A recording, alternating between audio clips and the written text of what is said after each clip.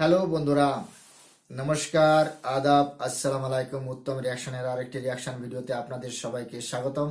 আমি উত্তম আছি আপনাদের সাথে।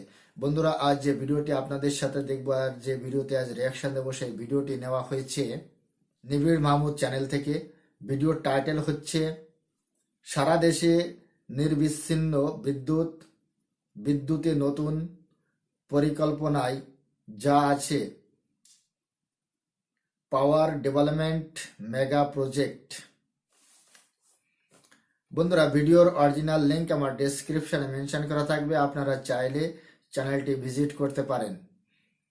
আমার চ্যানেলে যদি আপনারা নতুন হয়ে থাকেন তাহলে চ্যানেলটি সাবস্ক্রাইব করে আমার পাশে থাকবেন, বেল আইকন অন করে অল করে রাখবেন পরবর্তী ভিডিওর নোটিফিকেশন পাওয়ার জন্য। অলরেডি যেসব বন্ধুরা চ্যানেলটি সাবস্ক্রাইব করে আমার পরিবারের সদস্য হয়েছেন তাদের প্রতি রইল অসংখ্য ধন্যবাদ। ভিডিওটা ভালো লাগলে একটা লাইক করবেন, শেয়ার করে আপনার বন্ধুদের দেখার সুযোগ করে দিতে পারেন। কমেন্ট সেকশনে লিখে অবশ্যই জানাতে পারেন আপনারা কোন ধরনের ভিডিওতে রিয়াকশন চান। আমি চেষ্টা করব সেই ধরনের ভিডিওতে রিয়াকশন দেওয়ার। তাহলে চলুন বন্ধুরা, সময় নষ্ট না করে আগে ভিডিওটা দেখি। ভিডিওর শেষে অবশ্যই আমার ওপিনিয়ন থাকবে।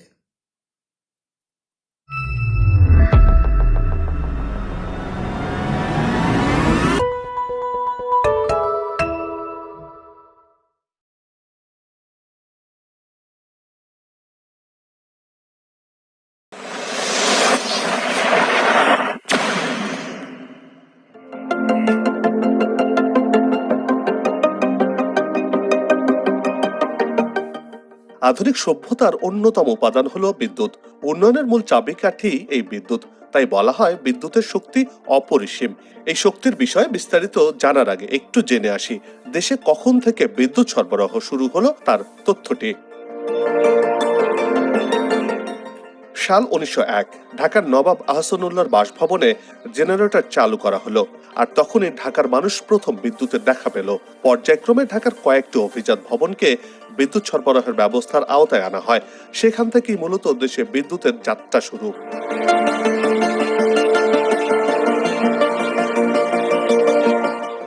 বিদ্যুৎ বিভাগের তথ্য বলছে 1970 সালে তৎকালীন পূর্ব পাকিস্তানে বিদ্যুৎ উৎপাদনের সক্ষমতা ছিল মাত্র 475 মেগাওয়াট। 1972 সালে দেশে স্থাপিত বিদ্যুতের উৎপাদন সক্ষমতা ছিল 500 মেগাওয়াট। এই সামান্য পরিমাণ বিদ্যুৎ নিয়েই বঙ্গবন্ধুর বাংলাদেশের যাত্রা শুরু।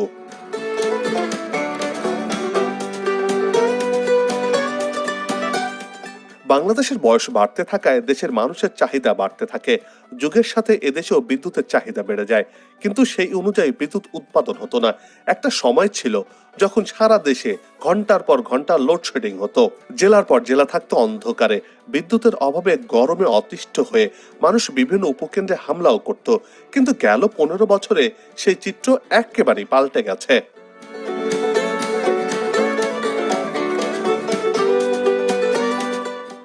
বাংলাদেশে বর্তমানে ক্যাপটিভ ও নবায়নযোগ্য জ্বালানি মিলে 29,727 মেগাওয়াট বিদ্যুৎ উৎপাদনের সক্ষমতা রয়েছে। এর মধ্যে দেশে সর্বোচ্চ বিদ্যুৎ উৎপাদন হয়েছে 15,648 মেগাওয়াট। এর বিপরীতে বিদ্যুতের সর্বোচ্চ চাহিদা রয়েছে 16 থেকে 16,500 মেগাওয়াট। গরমের সময় এই চাহিদা খানিকটা বেড়ে যায়, অর্থাৎ চাহিদার চেয়ে বিদ্যুৎ উৎপাদন সক্ষমতা প্রায় দ্বিগুণ। দেশে এখন বিদ্যুৎ উৎপাদন স্বয়ংসম্পূর্ণ। পাহাড় কিংবা সমতল সবখানে বিদ্যুৎ সুবিধার আওতায় এসেছে। বর্তমানে শতভাগ মানুষ বিদ্যুতের আওতায় এসেছে। ঘরে ঘরে বিদ্যুৎ পৌঁছে দিয়েছে সরকার। বর্তমানে 4,63,00,000 গ্রাহক রয়েছে। মাথা পিছু বিদ্যুৎ ব্যবহারের ক্ষমতা প্রতি ঘন্টায় 602 কিলোওয়াট।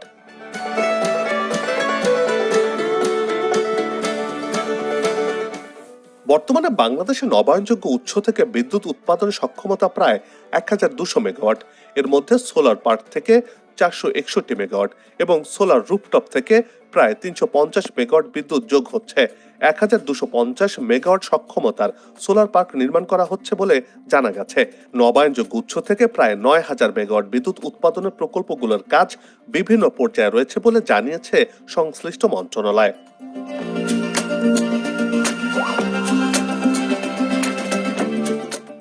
বর্তমানে দেশে মোট সঞ্চালন লাইন রয়েছে 14,948 কিলোমিটার, আর বিতরণ লাইন রয়েছে 6,43,000 কিলোমিটার। বিদ্যুৎ বিতরণের সিস্টেম লস 7.65%। বর্তমানে দেশে প্রিপেড মিটার রয়েছে 59,25,856টি। সোলার হোম সিস্টেম রয়েছে প্রায় 60 লাখের মতো।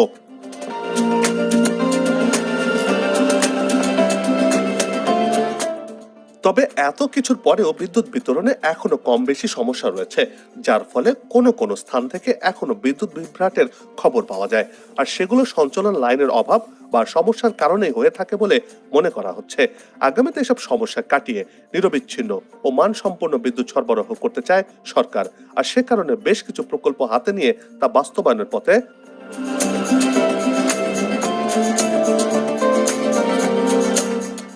গেল 2023 সালে বিদ্যুৎ জ্বালানি খাতের নতুন মহাপরিকল্পনা অনুযায়ী 2050 সালে দেশে বিদ্যুতের সর্বোচ্চ চাহিদা বেড়ে দাঁড়াবে 71,512 মেগাওয়াট। এ সময়ে দেশে উৎপাদন সক্ষমতা ধরা হয়েছে 1,11,000 মেগাওয়াট বিদ্যুৎ। পরিকল্পনা মতে 2030 সালে দেশে বিদ্যুতের সর্বোচ্চ চাহিদা বেড়ে দাঁড়াবে 27,087 মেগাওয়াট। বিদ্যুৎ উৎপাদনের সক্ষমতা থাকবে 41,400 মেগাওয়াট, চাহিদার চেয়ে প্রায় 52.84% বেশি। 2041 সালে বিদ্যুতের চাহিদা ধরা হয়েছে 50,364 মেগাওয়াট। এর বিপরীতে উৎপাদনের সক্ষমতা রাখতে বলা হয়েছে 74,300 মেগাওয়াট, যা চাহিদার চেয়ে 47% বেশি। 2050 সালের চাহিদার চেয়ে 55% বেশি উৎপাদন সক্ষমতা থাকবে।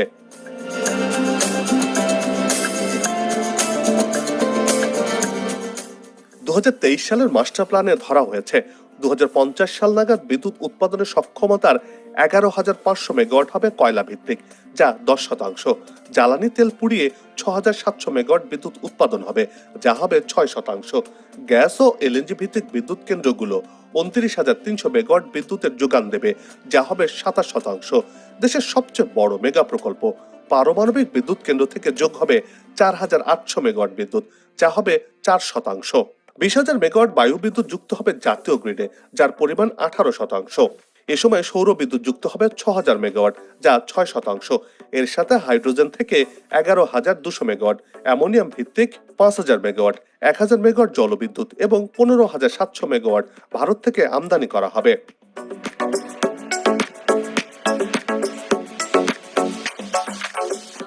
বিদ্যুৎ উৎপাদনের লক্ষ্যমাত্রা পূরণে দেশে পারমাণবিক বিদ্যুৎ কেন্দ্র নির্মিত হচ্ছে। পাবনা রূপপুরে দেশের ইতিহাসে সবচেয়ে বেশি 1,13,092 লাখ টাকা খরচে নির্মাণ হচ্ছে পারমাণবিক বিদ্যুৎ কেন্দ্রটি। 2017 সালের 30 নভেম্বর পাবনার ঈশ্বরদীর রূপপুরে নির্মিত পারমাণবিক বিদ্যুৎ কেন্দ্রের কংক্রিট ঢালাইয়ের মধ্য দিয়ে মূল পর্বের নির্মাণ কাজের উদ্বোধন করেন প্রধানমন্ত্রী শেখ হাসিনা। এই বিদ্যুৎ কেন্দ্রটি থেকে 2400 মেগাওয়াট বিদ্যুৎ জাতীয় গ্রিডে যোগ হবে।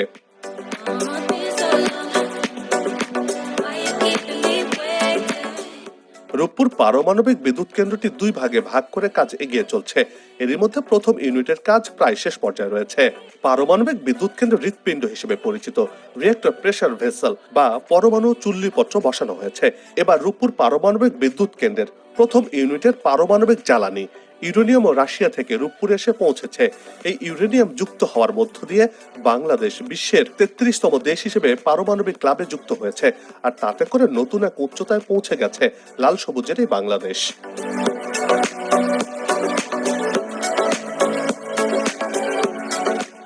জানা গেছে প্রথম ইউনিট থেকে 1,200 মেগাওয়াট বিদ্যুৎ চালু করার জন্য 75 টন ইউরেনিয়াম প্রয়োজন পড়বে। একবার জ্বালানি দেওয়ার পর 18 মাস নিরবিচ্ছিন্ন বিদ্যুৎ পাওয়া যাবে এই বিদ্যুৎ কেন্দ্র থেকে। 1 কেজি ইউরেনিয়াম প্রায় 100 টন কয়লার সমান তাপ উৎপাদন করতে সক্ষম। আর একই পরিমাণ তাপ তেলে উৎপাদন করতে হলে 60 টন ডিজেল প্রয়োজন, যে কারণে এটি সহজে পরিবহনযোগ্য বিবেচনা করা হয়। এই জ্বালানি একবার লোড করে নিরবিচ্ছিন্নভাবে 18 মাস বিদ্যুৎ পাওয়া যায়।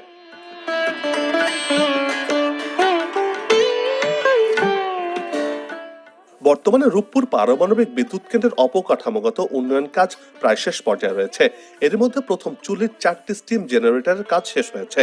আর 2018 সালের জুলাইয়ে দ্বিতীয় চুলের নির্মাণ কাজ শুরু হয়। আর এই দ্বিতীয় চুলের কাজ 2024 সালে শেষ হওয়ার কথা রয়েছে।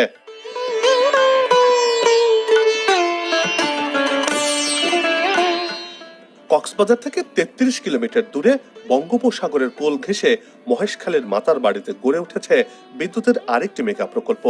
জাপানের সহায়তায় 1,200 মেগাওয়াট সক্ষমতার বিদ্যুৎ কেন্দ্রটিতে 600 মেগাওয়াট করে 2টি ইউনিট রয়েছে। চাহিদা বুঝে 150 থেকে 200 মেগাওয়াট করে বিদ্যুৎ সরবরাহ করা হচ্ছে বর্তমানে। এখন পর্যন্ত একদিনে এখানে সর্বোচ্চ 618 মেগাওয়াট পর্যন্ত বিদ্যুৎ উৎপাদন করা হয়েছে। দ্বিতীয় ধাপে এখানে আরো 2টি ইউনিট চালু করার পরিকল্পনা রয়েছে। এটি হলে এখান থেকে 2400 মেগাওয়াট বিদ্যুৎ জাতীয় গ্রিডে যুক্ত হবে। আর এই বিদ্যুৎ কেন্দ্রটি আধুনিক প্রযুক্তির আল্ট্রা সুপার ক্রিটিক্যাল কয়লা ভিত্তিক বিদ্যুৎ কেন্দ্র।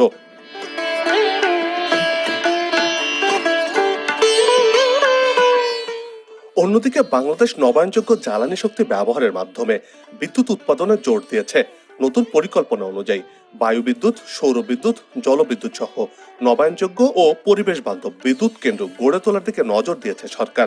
বায়ু শক্তি ব্যবহার করে অন্তত 30,000 মেগাওয়াট বিদ্যুৎ উৎপাদন করার পরিকল্পনা নিয়েছে প্রতিবেশী দেশ ভারত। চীন সৌর বিদ্যুতের পর বায়ু বিদ্যুতে গুরুত্ব দিচ্ছে। বাংলাদেশও এবার বায়ু শক্তি উৎপাদন ব্যবহারের মাধ্যমে বিদ্যুৎ উৎপাদন করতে চায়, আর এই বিষয়টি খতিয়ে দেখছে। এরই মধ্যে দেশে 2.9 মেগাওয়াট বায়ু বিদ্যুতের একটি কেন্দ্র চালু হয়েছে।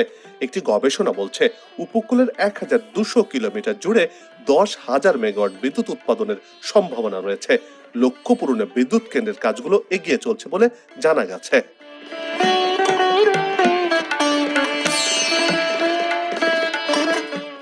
প্রশ্ন হচ্ছে, শুকনো মৌসুম বা গরমকালে বিদ্যুতের চাহিদা বেড়ে যায়, সেক্ষেত্রে আগামী শুকনো মৌসুমের জন্য কি ধরনের পরিকল্পনা নেওয়া হয়েছে? এমন প্রশ্নে বিদ্যুৎ ও জ্বালানি প্রতিমন্ত্রী গণমাধ্যমকে জানিয়েছেন ফেব্রুয়ারি থেকে বিদ্যুতের চাহিদা বাড়তে থাকে। মার্চ, এপ্রিল, মে, জুন মাসে গিয়ে বিদ্যুতের চাহিদা সর্বোচ্চ পর্যায়ে পৌঁছায়। আগামী সেচ মৌসুমে বিদ্যুতের ঘাটতি থাকবে না বলেও জানিয়েছেন তিনি। সেচ খাতকে সর্বোচ্চ গুরুত্ব দিয়েছে সরকার, আর সেজন্য নিরবিচ্ছিন্ন বিদ্যুৎ সরবরাহ করতে সর্বোচ্চ প্রস্তুতি নেওয়া হচ্ছে বলেও জানিয়েছেন তিনি।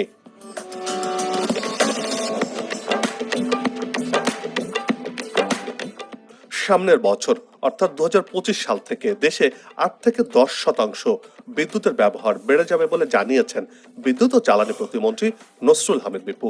সেই বিষয়টি ধরেই আগামীর জন্য পরিকল্পনা গ্রহণ করা হয়েছে বলে জানিয়েছেন তিনি আশার কথা শুনিয়ে বলছেন, আগামীতে সারা দেশে নিরবিচ্ছিন্ন বিদ্যুৎ সরবরাহ করতে পরিকল্পনা গ্রহণ করে তা বাস্তবায়নের দিকে হাঁটছে বর্তমান সরকার।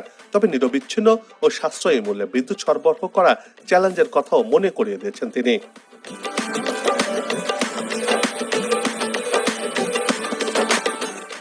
বিদ্যুৎ উৎপাদনের লক্ষ্যমাত্রা অর্জন করে বাংলাদেশ এগিয়ে যেতে চায়।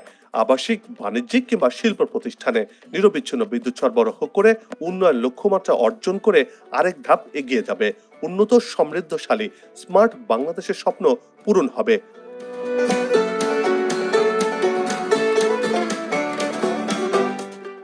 আসুক নতুন দিন, লাগু খাওয়া উন্নয়নের পালে, এমন প্রত্যাশা রেখেই পর্ব থেকে বিদায় নিচ্ছে। তবে যাবার আগে সে একই। বন্ধুরা, ভিডিওটি এখানেই শেষ হয়েছে। দেখতে পেলাম 1901 সালের 7 ডিসেম্বর মিস্টার বোল্টেন নামে জনৈক ব্রিটিশ নাগরিক হাউসান মঞ্জিলে সুইচ টিপে প্রথম বিদ্যুৎ সরবরাহের সূচনা করেন। ঢাকার নবাব হাউসান উল্লাহর বিদ্যুতের জন্য যাবতীয় অর্থনৈতিক সহায়তা করেছিলেন। বিদ্যুৎ সরবরাহ হয় ঢাকার কিছু রাস্তা ও আবাসিক মঞ্জিলে। বিদ্যুৎ, জ্বালানি ও খনিজ সম্পদ মন্ত্রণালয়ের অধীনে ছিল সেই 1971 সাল থেকেই। 1968 সালে বিদ্যুৎ বিভাগ মন্ত্রণালয় গঠন করে বাংলাদেশ সরকার।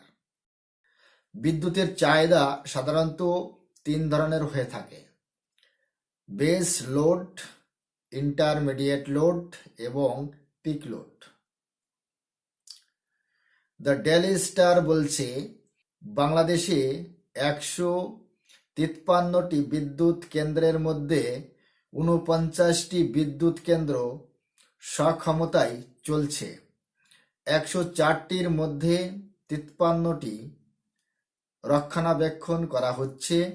বাকি সব জ্বালানির অভাবে বন্ধ হয়ে গিয়েছে।